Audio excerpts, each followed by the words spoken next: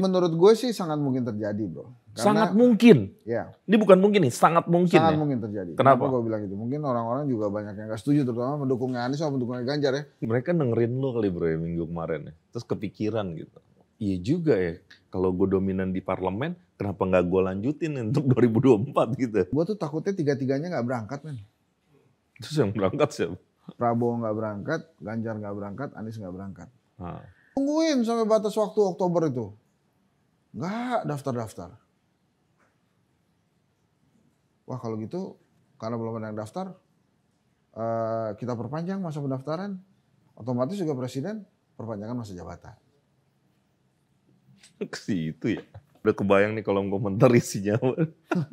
Stafsus kolonial tuh ini pasti diganti jadi Dewan Pertimbangan Presiden. Orang-orang yang simpati sama Pak Prabowo pasti langsung nyerang lo nih di kolom komentar. Ya enggak.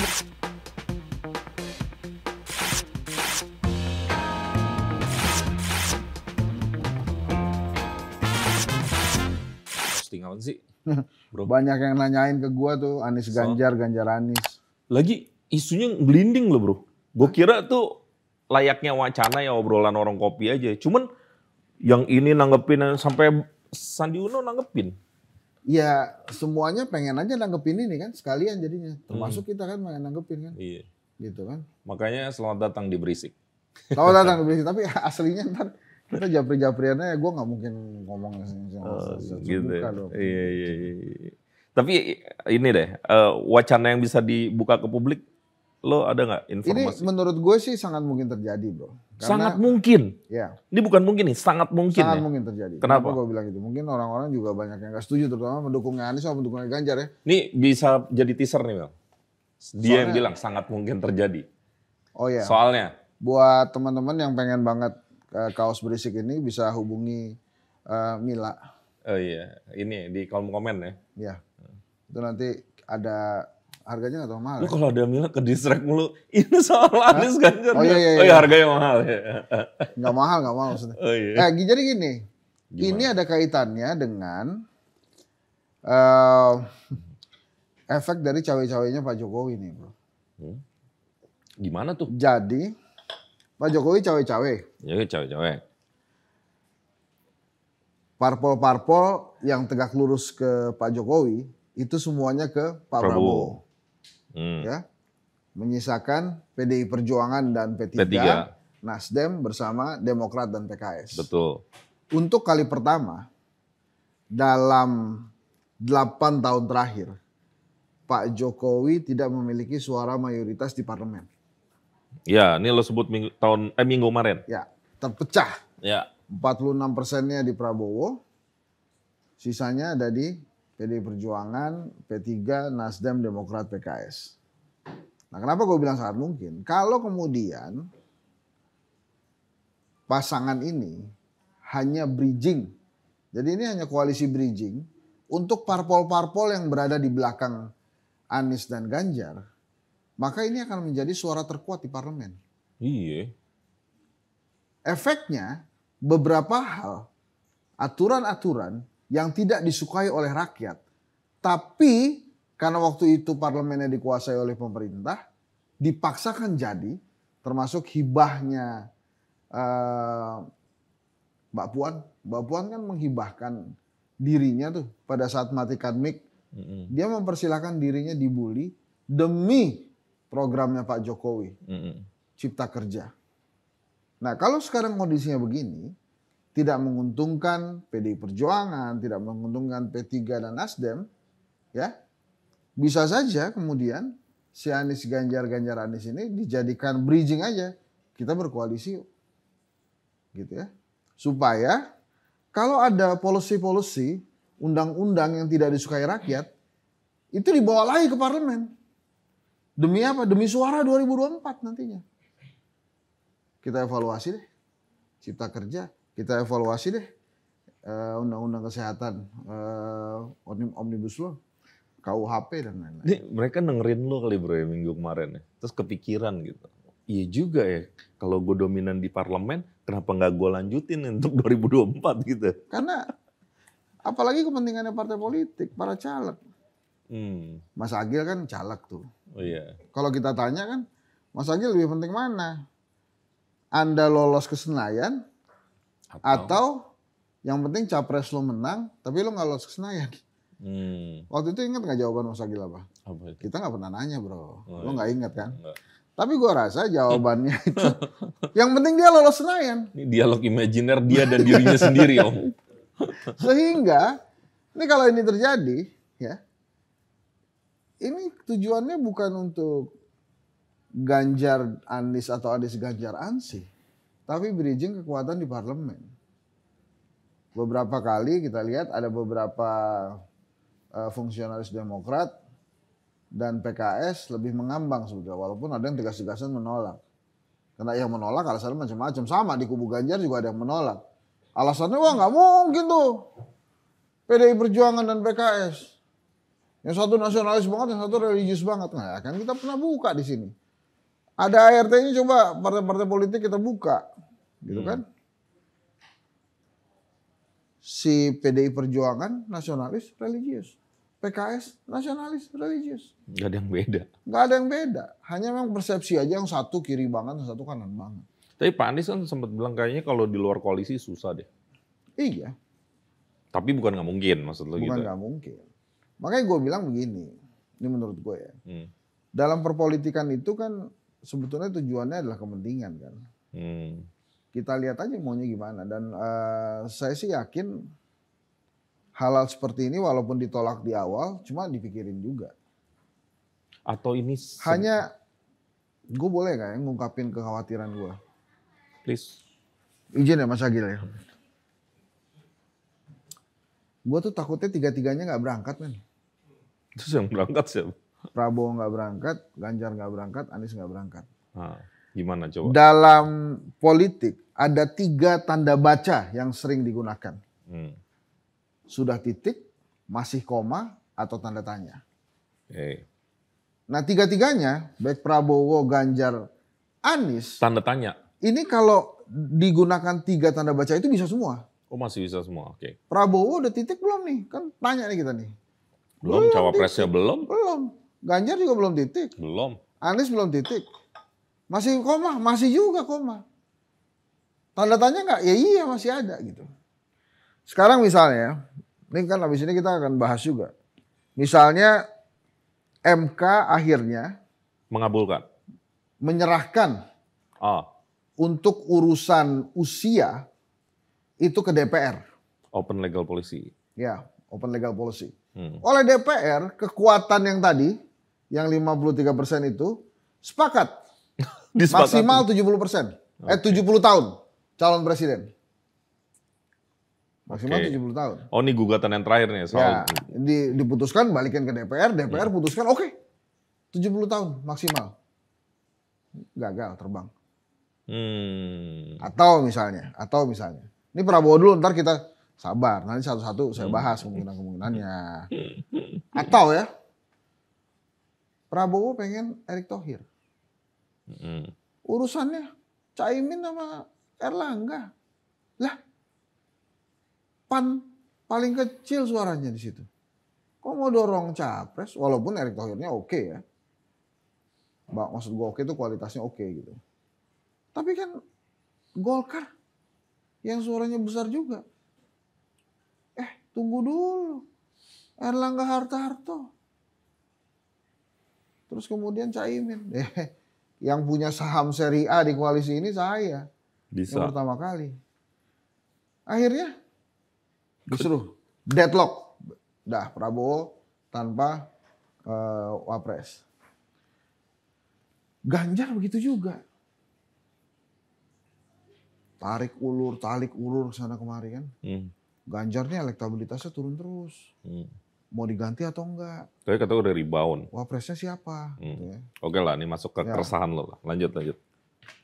Tapi karena PDI Perjuangan bisa sendiri, Ganjar beres. P3 kalau nggak setuju nggak apa-apa. Pokoknya saya tentukan Ganjar dan misalnya Puan Maharani gitu. Oke. Atau X lah. Bisa dia beres. Anies nih. Nasdem sama Demokrat belum deal. PKS oke-oke aja. Terus saya begitu. Nasdem yang ngancam keluar, Demokrat yang ngancam keluar, PKS yang ngancam keluar. Jadi kan namanya mereka kan setara bro ya. Iya. Di dalam koalisi perubahan untuk persatuan tuh partai-partai ini mereka setara nih. Makanya demokrasinya meruncing terus. Karena setiap orang berhak menyampaikan pendapatnya. Enak nggak jadi berangkat misalnya. Cuma Ganjar yang bisa, kan nggak boleh cuma satu pasangan pemilu pilpres. Ditungguin sampai batas waktu Oktober itu. Nggak daftar-daftar. Wah kalau gitu, karena belum ada yang daftar, kita perpanjang masa pendaftaran. Otomatis juga presiden perpanjangan masa jabatan. Ke situ ya. Terus, Ya. wah nggak jadi terus kan nih, akhirnya 3 periode lagi. Karena menurut gue ya, begini-beginian itu kok munculnya di ujung-ujung ya. Tiba-tiba nggak ada gugatan maksimal capres-cawapres 70 tahun. Walaupun ya ini secara aturan ASN masuk akal kan. ASN 65 tahun, Hakim Agung 70 tahun. Gitu. Terus kemunculan aturan yang 35 tahun itu juga kan begitu juga tuh. Dan yang paling sengit itu ya kita lihat akan terjadi perdebatan yang luar biasa tentang cawapres tuh. Itu yang gue takutin ya, ini mohon maaf, ini emang hipotesa aja. Bukan mengada-ngada ya, ini analisa, hipotesa dan mungkin terjadi. Yeah. Bagaimana kalau kemudian ternyata deadlock semua. Oke.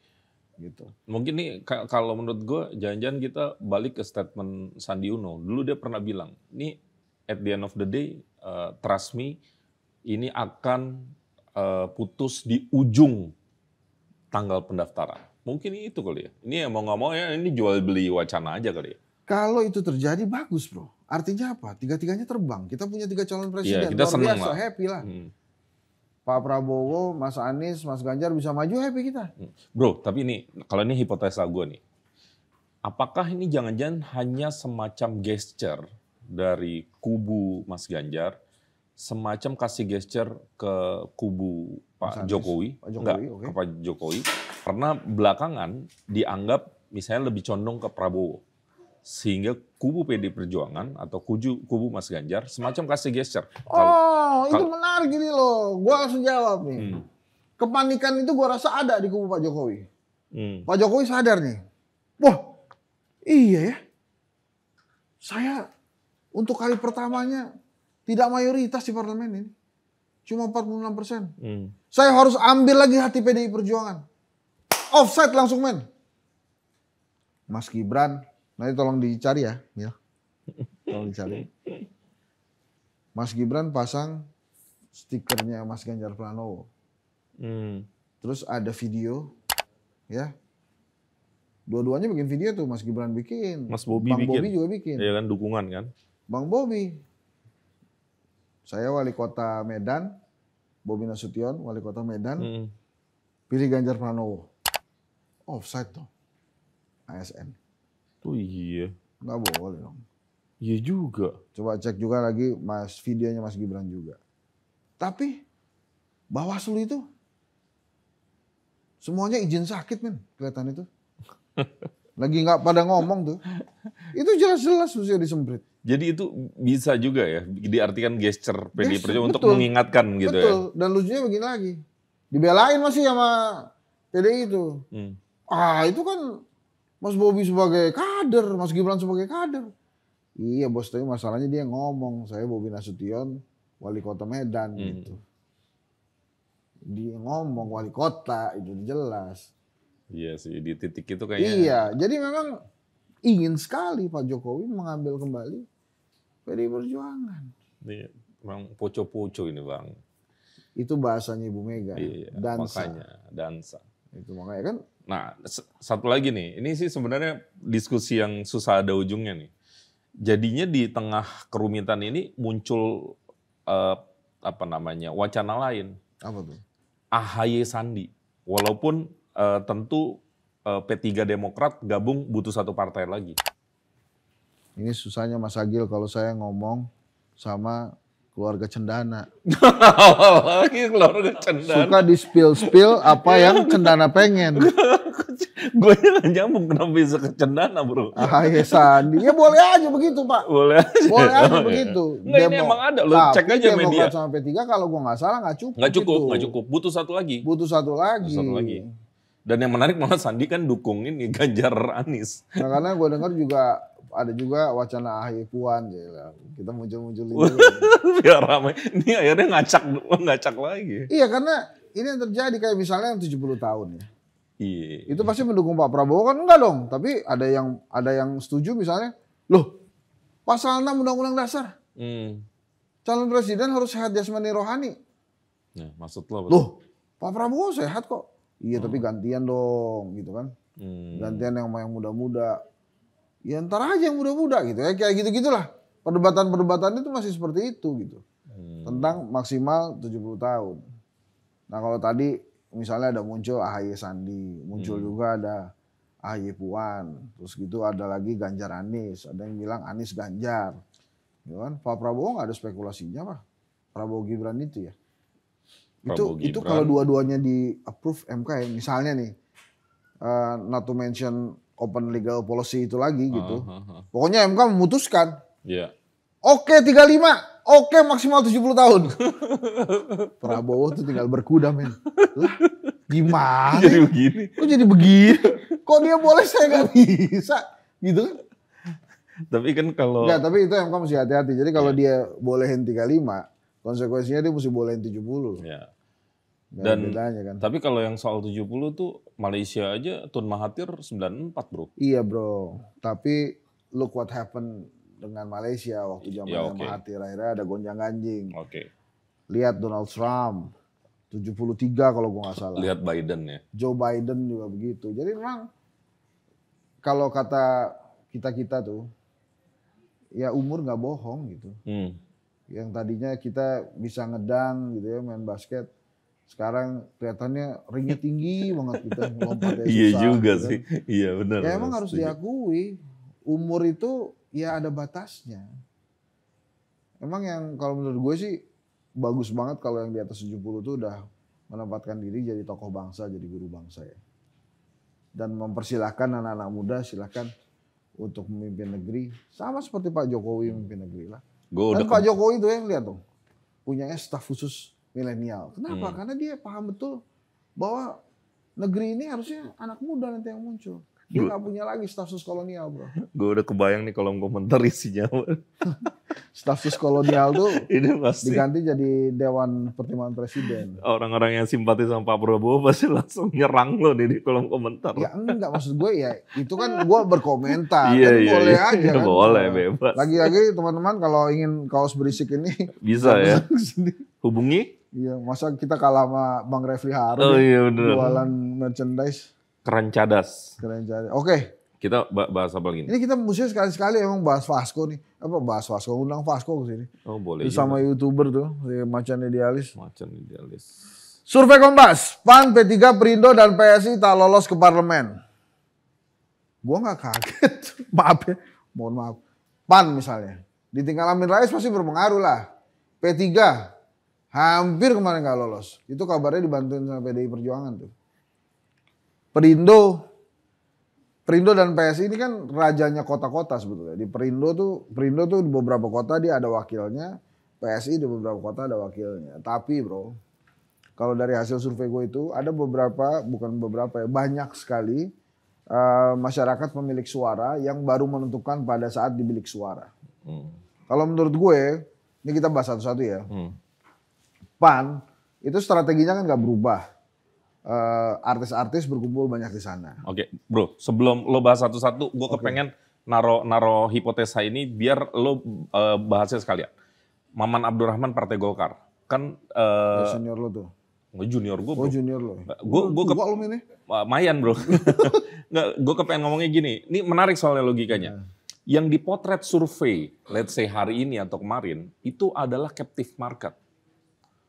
Captive market artinya dia mensurvei orang terhadap preferensinya hari ini atau pada saat survei dilakukan, bukan pada saat nanti. Dan ini semua menjadi validitasnya juga agak kurang tepat karena nanti itu kan ada caleg yang kerja. Ada mungkin kotel efek bagi sebagian yang punya capres atau cawapres dan seterusnya. Jadi dianggap survei-survei yang memotret foto sekarang itu nggak valid pada saat nanti pas hari H pencoblosan. Bukan, nah, sekarang lanjut. Bukan nggak valid. Tidak sama hasilnya dengan ya, tidak sama. Atau jauh, hasilnya jauh lah, bukan nggak valid. Oke. Ya. Ini kan kadang beberapa teori ya, membagi pemilik suara itu jadi 3 kelompok besar minimal. Rasional, emosional, sama psikologis lah gitu, secara psikologis. Rasional tuh dia pikirin tuh. Ini partai udah ngapain aja, programnya ngapain aja gitu-gitu. Ini kelompok paling sedikit. Iya, orang-orang terpelajar gitu, menengah atas biasanya. Ya, emosional itu lebih ke suka atau tidak suka gitu-gitu, pokoknya simpatisan kencang-kencang gitu. Kalau udah fans dieharder, ya. Ini emosional. Nah, kalau sosiologis tuh dari sisi sekitarnya tuh. Nah, memang itu akan dipertimbangkan banget. Kayak misalnya PAN ya. Tadinya milih PAN karena 2 hal. Misalnya. PAN, bukan? Bukan karena jingle.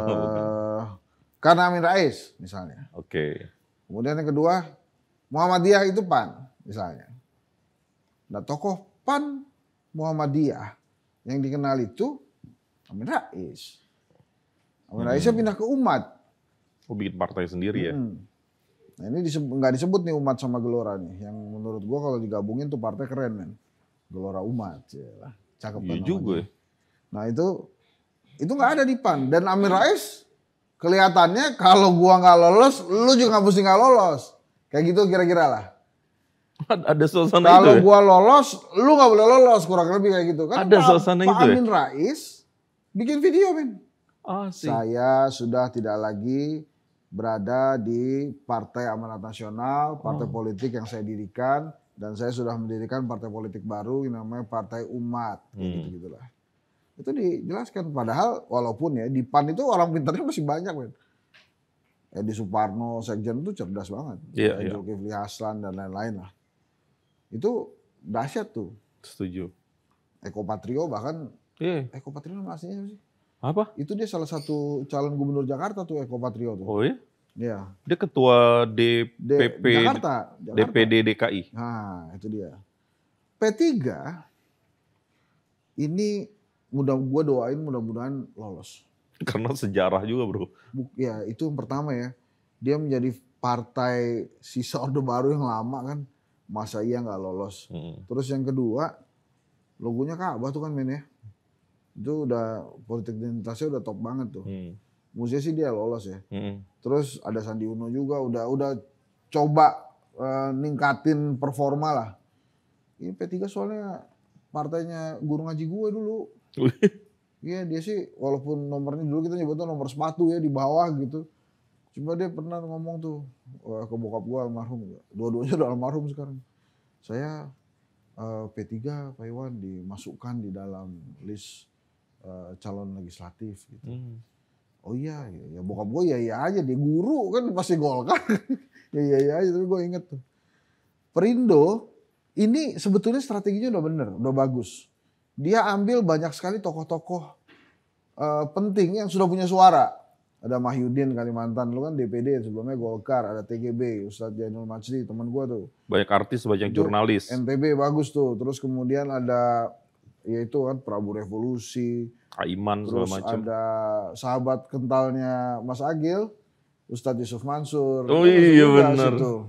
Jadi tokoh-tokohnya banyak tuh, belum lagi kan yang paling fenomenal kan Aldi De Taher. Itu kan dia fenomenal. Lolos gak tuh DCT? Nah ini bisa jadi ya kita lihat aja nanti. Terus ada mahasiswa gue juga di Perindo tuh si Desiria namanya. Dia maju di Banten 4A. DPRD tapi. Jadi sayang juga kalau Perindo gak lolos. Apalagi dia punya kekuatan media. Dan dia bersama PDI Perjuangan kan. Iya. Dukung Ganjar Pranowo. Dia Hanura. Nah kalau PSI ini. Biarlah ku rela. Menurut lu belum lolos dia? Melepasmu. Menurut lu dia lolos gak? Ini mumpung gak ada Pak Helmi. Oh enggak. Enggak, gue rasa gitu. Memang dia masih merajai kota lah. Apa? Dia masih merajai kota. Jadi iya. kota-kota besar. Pertanyaan gue lolos gak PT? Kota-kota besar. seperti Palembang, Bandung, Jakarta masih lolos PSI. Tapi kalau PT memang agak berat. PT agak berat. 4 koma ya. Alasan gue sama seperti alasan gue waktu gue ngobrol sama Pak Helmi. Ya. Lo nggak punya organisasi sayap penyokong partai lo. Yang main di akar rumput tuh. Nah, jadi partai lo itu cuma mengandalkan caleg aja.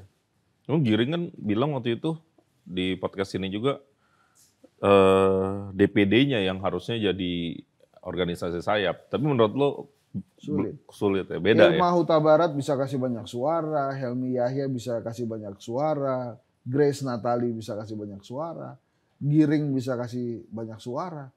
Tapi kan persaingannya bukan cuma 5 suara ini, misalnya 5, 6, 7 tokoh ngasih suara banyak terus dia lolos. Iya. Permainan darat itu luar biasa sih. Iya, dan persaingannya luar biasa gitu. Setuju gue. Jadi gue sih berharap ya, ya mudah-mudahan partai ini mendapat hasil yang terbaik lah. Gitu. Apalagi PSI kemarin kan habis nawar-nawarin paket tuh. Paket? Pendidikan buat anak. Oh, itu kalau lo doang. Gue kira ke rakyat. Gue udah serius aja. Dalam hati gue nggak baca paket apa ya. Iya. Ya udah yang lain. Oke. Demokrat, PKS, P3 penuhi syarat daftar. Oh bukan ini. Oke. Batal dukung Ganjar PSI di prediksi. Ya, ini kan waktu itu ya, kan gue tanyain kan. Ini yang di Kopdarnas ya ini ya. Iya, salah satu dari 5. Kan gue tanyain kan. Ada Pak Helmi, ada Pak Giring juga. Jadi lu dukung Prabowo nggak? Oh belum, kita belum memutuskan. Dukung Prabowo, nah ini sekarang dia cabut. Dukung Ganjar. Dukungan terhadap Ganjar dicabut. Adanya cuma Anies sama Prabowo. Lu pikir dia pilih mana? Kalau menurut gue pilih yang menjadi pilihannya Pak Jokowi. Karena PSI tegak lurus Jokowi. Ya udah itu Prabowo lah. Jadinya nanti. Kan lucu ya. Gimana coba kalau kita buka, makanya nih ya teman-teman pemirsa semua, lo inget deh kata-kata kita nih. Lo bicara politik sampai dagu aja, jangan sampai hati. Lo lihat aja yang terjadi sekarang. PSI ke Prabowo lah, kalau dibuka jejak digitalnya gimana tuh PSI ke Prabowo waktu itu kan. Yang namanya Budiman Sujatmiko kawan kita ke Prabowo tuh gimana coba ceritanya. Budi Aristiadi coba, itu banyak. Jadi kita bicara Abu Janda. Iya bicara politik, bicara politik sampai dagu aja, gak usah sampai hati, santai aja. Iya. Jadi nggak usah terlalu ya udahlah kalau dia ngomong gitu ya udah dia ngomong gitu. Jagoan kita kalah ya udah jagoan kita kalah. Tanding lagi besok. Tanding lagi nanti. Memang tidak mudah karena kekuasaan ada kaitannya untuk beberapa orang ada kaitannya dengan kesejahteraan. Kalau kalah kesejahteraannya nggak naik. Tapi kalau mau mengandalkan politik sebagai jalan kesejahteraan, ya itu resiko yang harus ditanggung. Once jagoan lo kalah, itu kesejahteraan lo nggak meningkat. Gue sebenarnya penasaran nih kalau PSI ya, soal betapa zilenial dan milenial kalau suara digabung tuh melampaui 50% kan? Iya. Apakah ini jalan ninja mereka nih, main udara ini akan kasih dampak gede? PSI kan bilang mereka menyasar anak muda. PDI Perjuangan punya banteng muda bro. Iya juga ya. Golkar punya berapa AMPG, tuh? AMPG, terus macam-macam punya apa namanya, banyak banget Golkar tuh yang menyasar anak muda. PAN gitu juga, Gerindra punya anak muda P3 juga. aja ada beberapa loh. P3 Gerakan Pemuda Ka'bah. Sayap ada partainya. PKB, ada semua partai politik itu punya organisasi sayap anak muda. Makanya kan waktu itu gue bener juga sih. Humble opinion aja ke Pak Helmi. You should have gitu organisasi sayap. Berarti kesimpulannya lu masih nggak percaya main udara itu memenangkan pertarungan besok? Lah kan belum kayak Filipina. Disertasi gue mengatakan itu bahwa aktivitas media sosial nggak signifikan. Tapi disertasi lo mengcapture pemilu 2024 nggak? Belum kan belum kejadian bos. Iya nggak. Kira-kira masih relevan nggak? Kalau hasil yang kemarin masih relevan. Karena kenapa gue bilang itu? Indonesia ini belum seperti Filipina. Jadi waktu kita melakukan FGD ya, kedai kopi, Zilenials memang punya pilihan. Tapi pada saat memilih hal-hal yang ada kaitannya dengan politik, yang menurut mereka, gue nggak terlalu ngaruh, kan mereka pikirnya belum terlalu ngaruh. Mereka tanya orang tua mereka. Jadi orang tua mereka mesti ngarahin.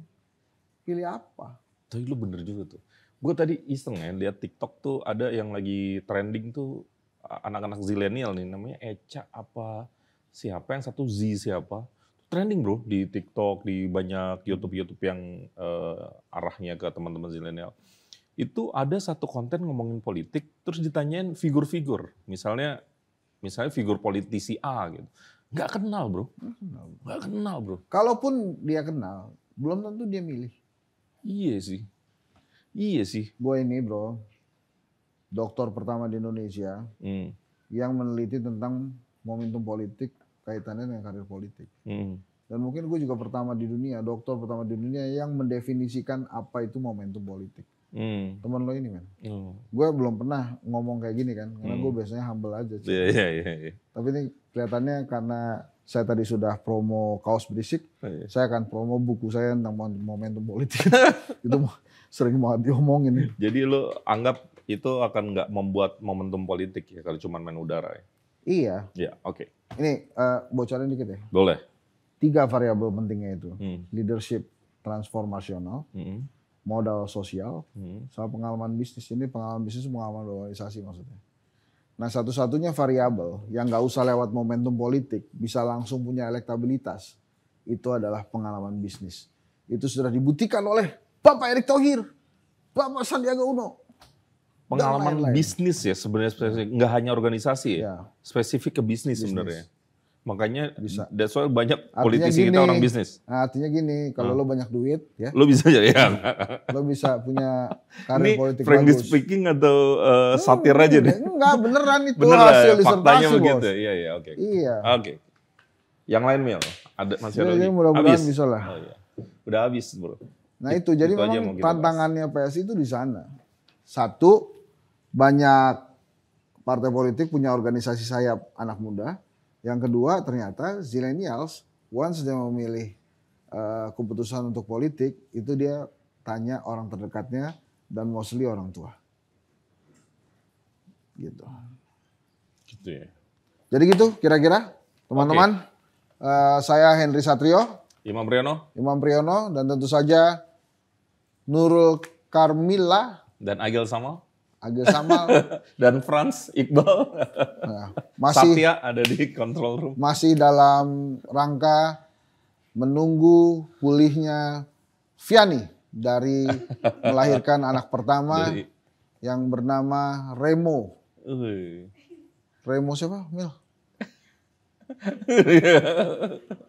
Remo tata terus sama bapaknya paling belakang. Terima kasih. Sampai ketemu lagi di lain waktu, seperti biasa, kalau ada usulan-usulan